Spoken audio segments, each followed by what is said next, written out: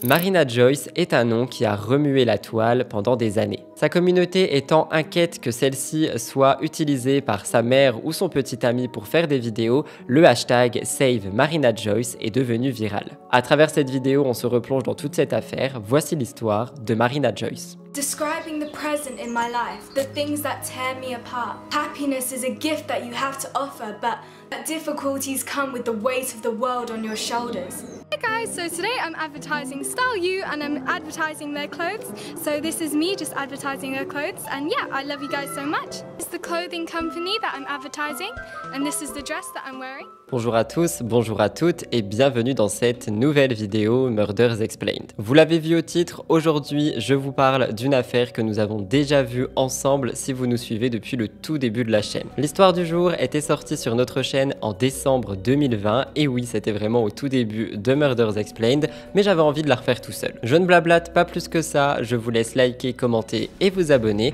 On se retrouve juste après le générique et vous allez voir que pour cette vidéo, j'ai pas mal de notes.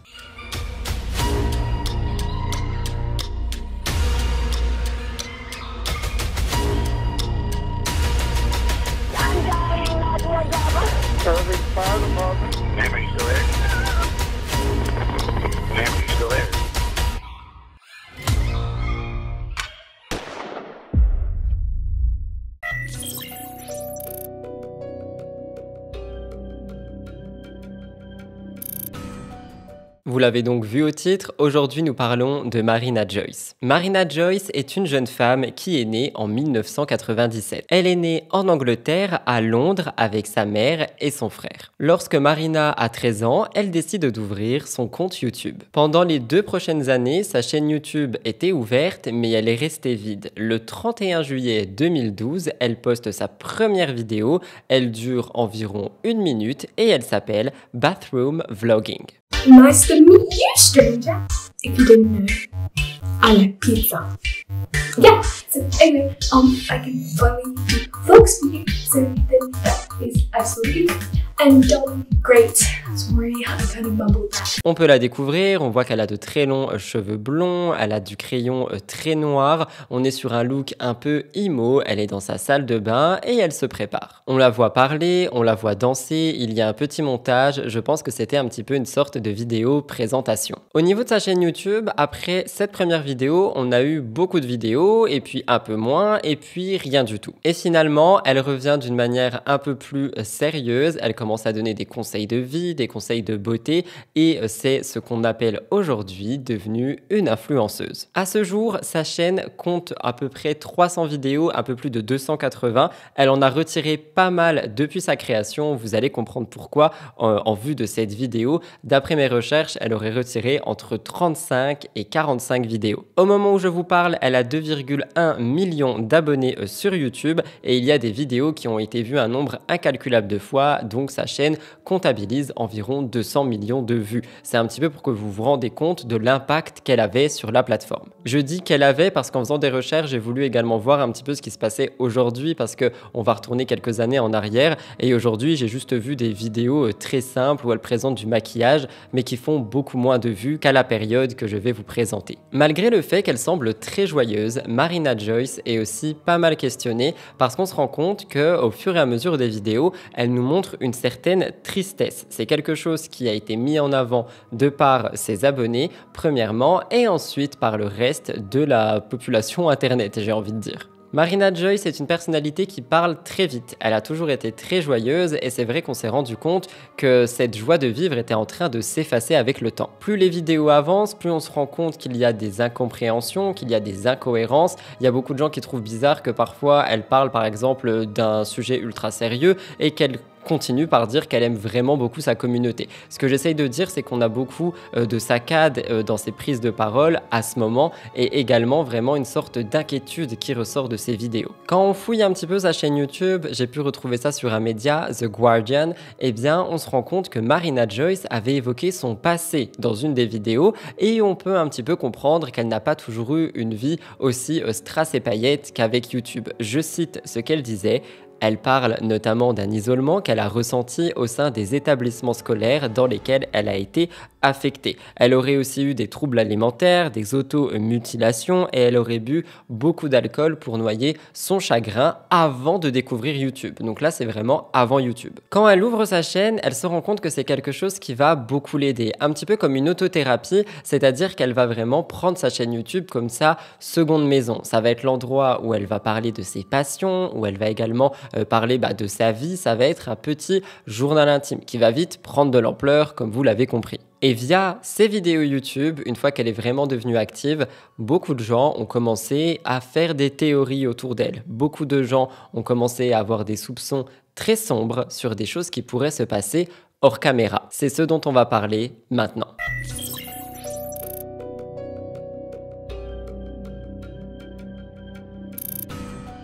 Tout commence le 3 octobre 2014. Marina Joyce poste une vidéo qui n'a plus rien à voir avec un contenu beauté ou lifestyle, mais c'était un petit peu les prémices du hashtag MeToo, étant donné qu'elle poste une vidéo qui s'appelle A Story. Dans cette vidéo, elle raconte qu'en novembre 2013, donc de l'année précédente, un autre youtubeur, Sam Pepper, l'a abusée sexuellement. Elle dit qu'elle avait bu avec lui et qu'il y avait eu un abus. Donc ce sont les mots de Marina. Je vous laisse regarder.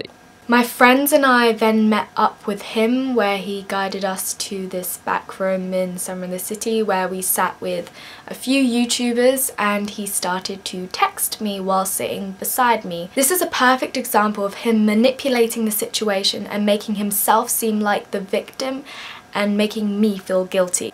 After refusing him, he called me lame. Those are the experiences I had with Sam Pepper. I need to explain to you why I'm telling you this story and why I'm making this video. I want to make it clear that these experiences don't define me as a person and I'm no longer hurt by them or affected by them. They don't define my life and I don't ever think about them and I'm completely fine. I don't need any help or sympathy. I'm already over the experience. But I feel like it's my responsibility with a reasonably sized audience to reach out to young people who have the potential to be in these situations or might already be in one of these situations and not know about it. It's also very difficult to understand unless you've actually been in the situation yourself. They can insult you and belittle you and make you feel like you're in the wrong. Elle ne détaille pas vraiment ce qui s'est passé dans cette vidéo, elle dit simplement qu'elle est dégoûtée, qu'elle est vraiment horrifiée par rapport à cette situation, qu'elle n'avait que 16 ans à ce moment-là et que Sam Pepper en avait 24. Elle pensait que c'était son ami et au final elle s'est rendue compte que non et elle dit qu'elle fait cette vidéo non pas pour l'accabler ou vraiment, je sais pas, peut-être lui envoyer une vague de haine, mais qu'elle fait cette vidéo pour pousser d'autres victimes qui auraient pu subir des abus par d'autres personnes à prendre la parole, à se défendre et à ne pas rester seule face à ça. Et en soi c'est une bonne chose le fait qu'elle donne ce conseil. Mais j'ai envie de dire que c'était un petit peu le début de tout le mouvement MeToo qu'on avait eu, notamment par rapport à YouTube avec Squeezie, youtubeur français, qui avait lancé le hashtag balance ton youtubeur. Elle termine cette vidéo en souhaitant à Sam Pepper de se rendre compte de ses erreurs, de son mauvais comportement et d'évoluer le mieux que possible. Donc encore une fois, moi je trouve qu'elle a un discours très mature et très en recul par rapport à un discours qu'elle aurait pu avoir beaucoup plus piquant, beaucoup plus méchant. Cette vidéo a été plus tard supprimée, mais il y a 1 milliard de re-uploads des vidéos de Marina Joyce un petit peu partout sur internet. 2 ans plus tard, on est en 2016. Le 24 mars, elle poste une nouvelle vidéo qui a été jugée une fois de plus très étrange. Le titre de cette vidéo est Dear Future Me. Donc, pour celles et ceux qui ont traduit, à l'intérieur, elle parle à la future Marina et elle explique un petit peu des choses qu'elle aimerait voir partir par rapport à ses angoisses, etc. C'est un peu une lettre ouverte où elle essaye de s'adresser à une Marina future. J'adore ce genre de vidéo personnellement, mais dans ce cas-ci, c'est vrai qu'on est sur quelque chose d'assez inquiétant. Je cite « J'espère devenir artistique, alors mon désir est que tu y arrives. Tu as peur de ne jamais être connu dans ton cœur, connu pour qui tu es. Réaliser les rêves est ton destin. Et le plus dur est de savoir que tu es la seule personne à tout faire pour l'atteindre. Toi seul sais à quel point ça a été dur et ce que tu as enduré. Tu dois savoir que l'histoire que tu racontes est l'histoire la plus importante au monde. Certains ne croiront jamais ce que j'ai à dire et ce que j'ai traversé. Les menaces, les peurs, la façon dont mon corps avait peur. Ne pas avoir peur est formidable, mais connaître ses peurs est mieux encore. La peur sera là pour te guider. »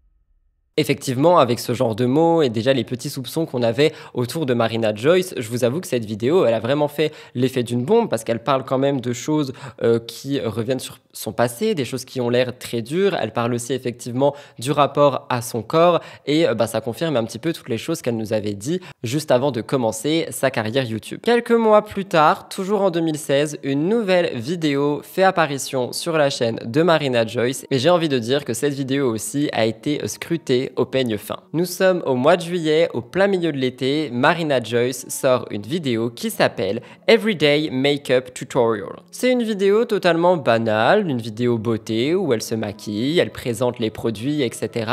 Le petit problème est qu'en fond de cette vidéo, beaucoup de personnes ont remarqué une carabine dans le coin de sa chambre, quelque chose qui est très étrange étant donné que Marina a 19 ans à ce moment, donc pourquoi est-ce qu'elle aurait une carabine au fond de sa chambre? Je vous laisse regarder. To make it have more shape, you do a line there and then a line there, and then it looks better. Then using my brushes again, I'm going to use this kind of brush, for Max Mineralize Loose Foundation. I'm going to use this.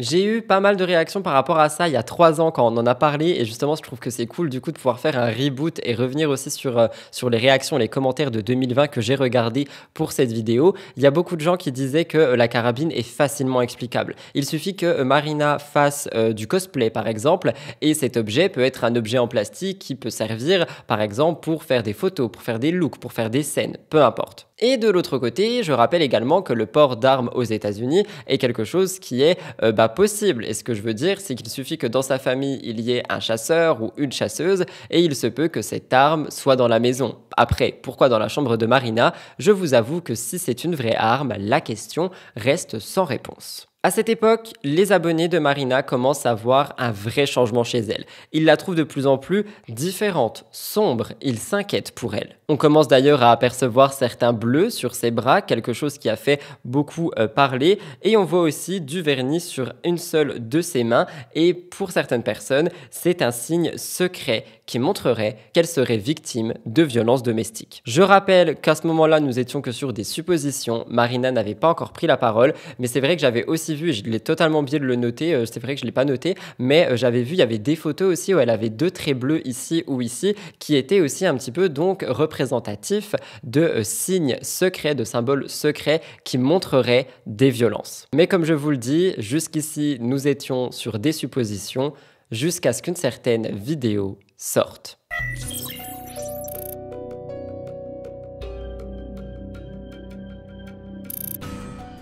Le 22 juillet 2016, la vidéo de trop sort sur la chaîne de Marina Joyce. Date Outfit Ideas. Dans cette vidéo, je reste beaucoup sur mes notes, Marina est filmée dans son jardin, le plan est un petit peu tordu, elle tourne sur elle-même, elle est dans une robe, elle danse et en fait, elle présente une marque. Elle fait la promotion pour une marque, la marque Style We. Elle dit, je cite, « Salut les gars, alors aujourd'hui je fais la publicité de la marque Style We et je fais la publicité de leurs vêtements. Alors c'est juste moi qui fais la publicité pour leurs vêtements et oui, je vous aime tellement. C'est une compagnie de robes dont je fais la publicité et c'est leur robe que je porte. » Oui, c'est vraiment bien traduit, c'est pour vous dire à quel point les gens pense et trouve Marina vraiment incompréhensible lorsqu'elle parle. À la fin de cette dite vidéo, Marina Joyce est rejointe par 2 copines à elle et on les voit aller se maquiller, se préparer, mettre des leggings, etc.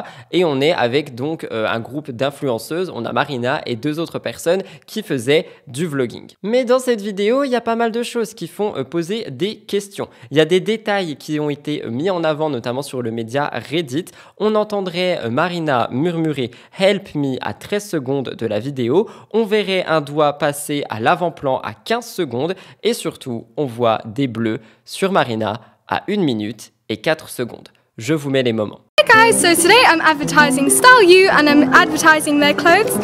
It's the clothing company that I'm advertising and this is the dress that I'm wearing.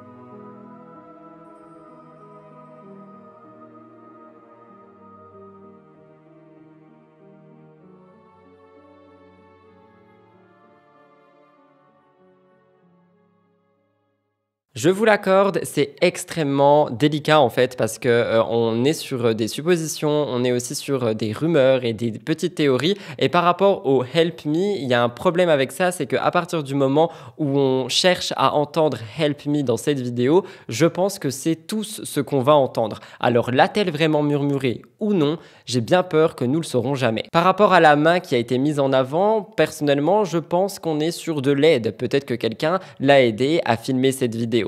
Et enfin, dernièrement, pour ce qui est des bleus, Marina y répondra elle-même quelques années plus tard. On va y revenir, mais personnellement, je les trouve assez flagrants. Cette vidéo est devenue virale. Elle a eu 35 millions de vues en à peine un jour. Donc à ce moment-là, on avait déjà beaucoup de questions posées et on a eu pas mal de théories. On voit apparaître un hashtag, le hashtag Save Marina Joyce, absolument partout sur les réseaux sociaux. On a eu des tweets, des posts, des commentaires, des reposts, des vidéos. Tout le monde avait quelque chose à dire parce que tout le monde était inquiet pour Marina Joyce. Les questions qui se posaient étaient: est-ce que Marina a été battue, kidnappée, voire séquestrée? Par qui? Pourquoi est-ce qu'elle aurait prononcé Help Me dans cette vidéo? Qui était la personne qui l'aurait aidé à filmer sa vidéo? Est-ce que c'est une personne bienveillante? Est-ce que c'est une personne qui voulait qu'elle fasse son contenu pour ramener de l'argent? On avait vraiment beaucoup de questions. Et puis, quelque chose d'encore plus étrange s'est produit toujours dans ce mois de juillet 2016, le 26.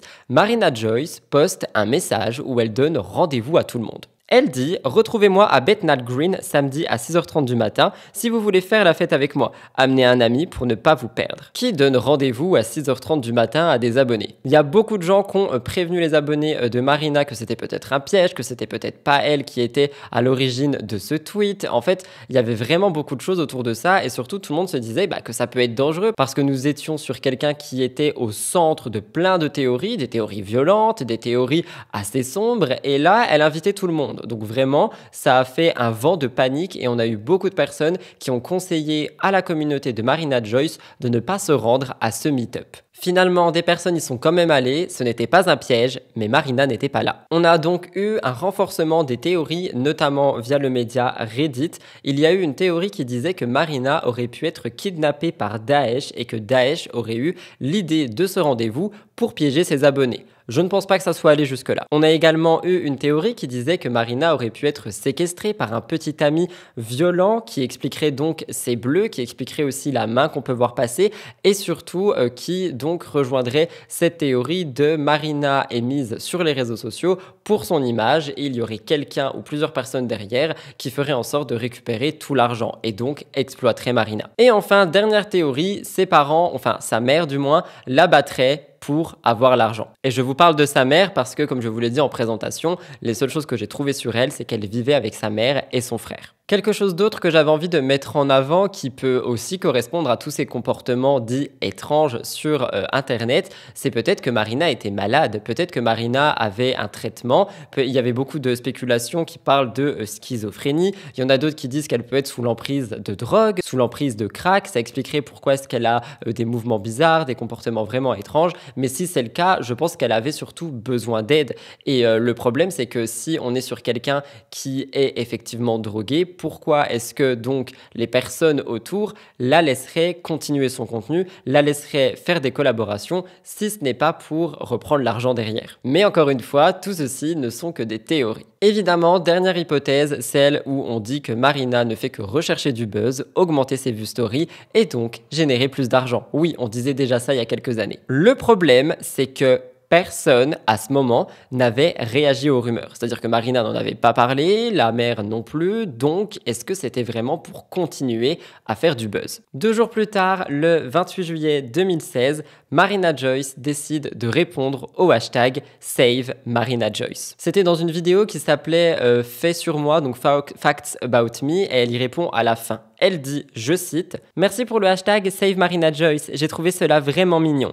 mais je veux que vous sachiez que je vais bien, je vais très bien, je me sens vraiment bien avec moi-même. Je suis une personne heureuse, je veux juste que vous sachiez que je suis vraiment heureuse et dans un bon état d'esprit. Je vous aime tellement, je vous aime tellement. » I agree with this. By the way guys, thank you for #saving Marina. I actually thought that was really sweet, but I want to let you guys know that I'm doing okay, I'm feeling fine, I'm feeling really good in myself, and I'm a really happy person. So I just want to let you know that I'm really happy, I'm a really good state in mind, and I really love you. So yeah, I really love you guys, thanks so much, I love you, bye bye. Le même jour, la polémique est vraiment au top de son prime et Marina Joyce accorde une interview à un autre youtubeur, Scarce, j'arrive pas à prononcer, Scarce. Bref, la vidéo s'appelle What Really Happened to Marina Joyce et dedans, le youtubeur lui pose plein de questions et donc nous allons avoir quelques réponses. Dès le début de la vidéo, Marina Joyce répond à une question sur le fait qu'elle se répète beaucoup dans ses vidéos, qu'elle parle vraiment vite, mais qu'elle est dans un ton très monotone. Des choses qui donc ont été mises en avant, expliquant qu'elle avait un comportement bizarre. Marina dit « Les gars, je vais totalement bien. Tout le monde est un peu confus. Je veux juste vous dire que ça va. Je vous aime tellement, vous êtes tellement important pour moi. Merci pour cet amour et ce soutien. Je sais que je ne serai jamais en danger grâce à vous. Alors je vous remercie d'exister et je vous aime tellement. » C'est donc la seule réponse que nous aurons. Deuxième question, on lui demande qu'est-ce qu'elle pense de toutes ces vidéos qui ont été jugées problématiques, avec le fusil par exemple, ou la vidéo où elle est dans l'herbe en train de tourner sur elle-même.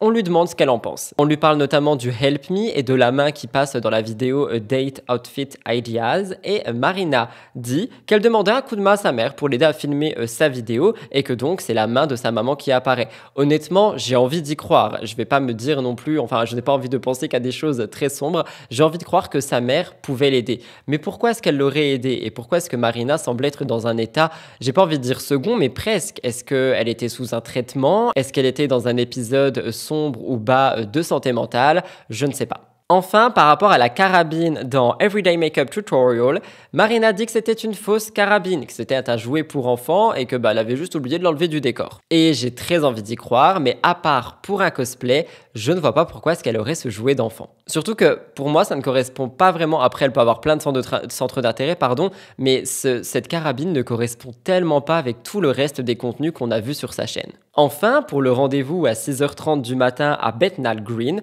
Marina dit qu'elle a merdé, qu'elle le sait, qu'elle en est désolée et qu'elle n'aurait pas dû donner ce rendez-vous. Évidemment, vous allez me dire, mais qu'est-ce qu'elle a à dire par rapport à tous les bleus qui sont sur ses bras? Eh bien, Marina répond et elle dit que ce serait dû à des balades en forêt. Je cite, « Je suis tombée dans la forêt parce que j'aime me promener. C'est vraiment énervant que ce soit arrivé. Je me baladais dans la forêt et je suis tombée. C'est tout, je suis tombée et c'est tout, je vous aime tellement les gars. » C'est vrai qu'elle dit tout le temps à la fin de ses citations « Je vous aime tellement les gars. » Le problème, c'est que les bleus, on les a vus plusieurs fois au cours des dernières années. Et ça veut dire qu'elle est tombée à chaque fois en forêt et qu'à chaque fois, c'était des bleus aussi vifs. Enfin, je sais pas. Moi, je trouve qu'il y a une incohérence là-dedans. Et donc, en fait, à la fin de cette interview, on est toujours avec des questions sans réponse. On a des réponses de Marina, mais les réponses sont incohérentes par rapport à tout ce qu'on a vu juste avant. Donc, je sais pas trop quoi en penser.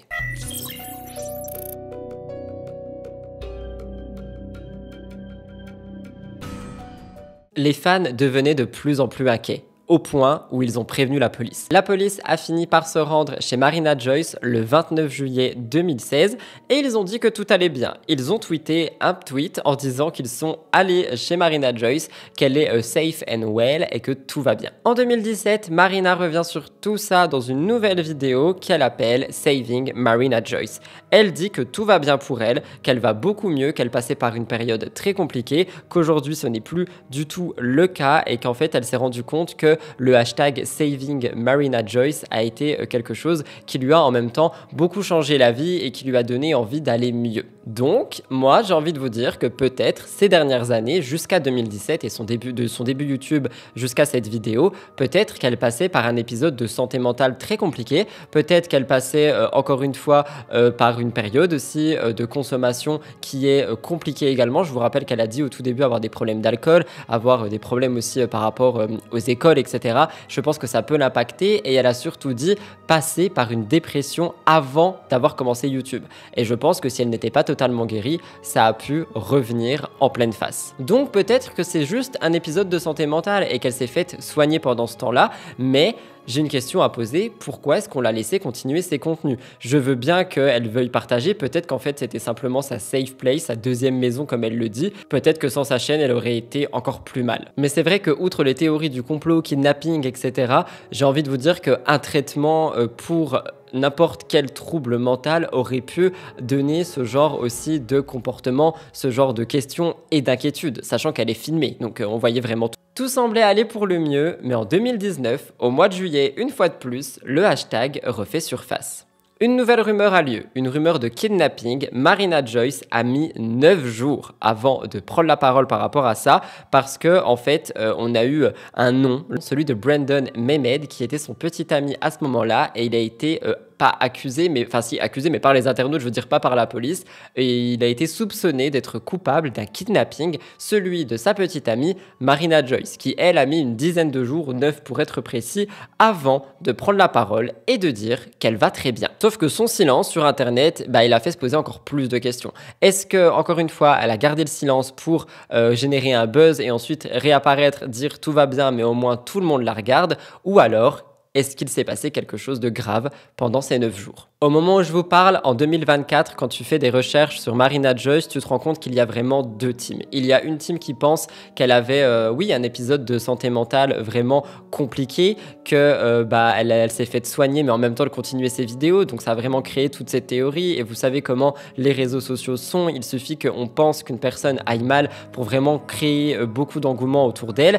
Donc ça m'emmène à la 2e team qui pense que Marina n'a jamais rien eu et que tout ceci n'était fait que pour du buzz. Évidemment, je ne peux pas mettre de côté aussi tous les messages et toutes les théories qui disent qu'elle aurait été forcée à faire des vidéos, que sa mère l'aurait mise devant la caméra de force, mais ce sont des théories. On n'a jusqu'aujourd'hui aucune preuve à part les petits signes qu'on aurait pu comprendre, si c'était des signes de la part de Marina aussi, parce que c'est vrai qu'on peut interpréter. Le Help Me, pour moi, il vient d'une interprétation, mais ce que j'ai envie de vous dire, c'est qu'à ce jour, nous avons toujours pas mal de questions sans réponse.